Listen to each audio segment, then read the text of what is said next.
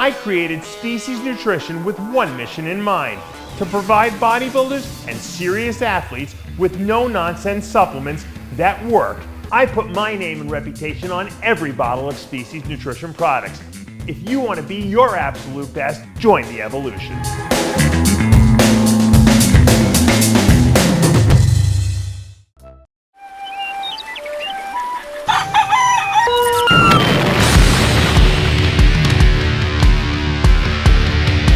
Welcome back to the Midday Muscle. I am your boy Tyler. I'm here. Let's go. How does a new update from your 7-time Olympian champ Phil Heath sound to get your Friday started off right? The former champ's been the topic of a lot of conversation lately, thanks in large part to the updates that you see on your screen right now. And even though we might not be looking at peak Phil right now, whatever that version is, it's still pretty damn good, and it's definitely good enough to win the Masters Olympia in August if he decides he's going to go that route. If there's been anything learned about Phil over the years, it's that he doesn't do anything by accident. So if this is his way of checking the temperature to see if he still has another run in him, it wouldn't be a total shock, because no one knows how to play this game better than Phil Heath. If he keeps adding size and getting in better shape over the next few months, then a big announcement about one final farewell tour might not be too far away. If a new update from Phil wasn't enough to get you fired up on this fine Friday, perhaps this clip from Joe Mackey will, because this guy is an absolute savage in the gym, as you can see. A few days ago, he released this clip from another one of his legendary deadlift sessions when he completely smashed 800 pounds for 4 clean reps, so easily that it looked like he barely even broke a sweat. Man, here I am showing off 25-pounders. I'm sure someone out there will probably try to fact check me on this.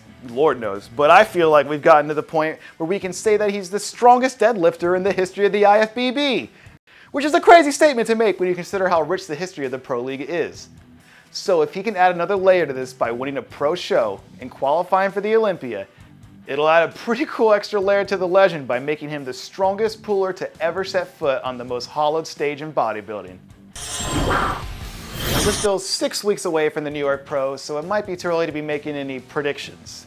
But if Karith Badjo keeps posting updates like this, he's going to make it awfully hard to not start penciling his name in as the early 212 favorite. If you go back and look at the pictures from his win at the Texas Pro last year and compare those to these 6-week out updates, the thing that jumps out to you immediately is the quality of muscle that he's put on over the last 8 to 10 months. He just looks like a more complete bodybuilder from top to bottom.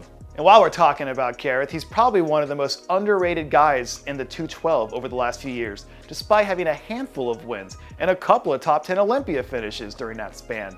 So the fact that he's on pace to be at his all-time best here should be setting off some alarm bells for everyone else in the division. And 100% Karith Badjo is a handful for anyone in the 212 to deal with. And if he keeps picking up steam over the next 6 weeks, all I can say is good luck to whoever's brave enough to try to take this guy head on. And last but certainly not least, we've got one more muscle update coming to you from old Peter Clancer, who looks like he's not too far off from jumping into the action for the first time this year. 2022 was a little bit of a roller coaster for Peter and his team as far as bodybuilding is concerned, because on one hand, he returned to the stage for the first time in almost 4 years, and he looked really good in the 2 times we saw him, which included a 3rd place finish in Portugal. On the other hand, his season did end up being cut short after a bicep injury. In that sense, he never actually had a chance to build up any momentum. The guy's got one of the biggest frames in bodybuilding, and his conditioning is almost always right on the money. So if he can stay healthy this year and get himself into the right lineup, I think he has the potential to be a dark horse threat to do some damage as we get deeper in the summer. And that'll do it for yet another Midday Muscle. You guys take it easy. I'll see you back here tomorrow.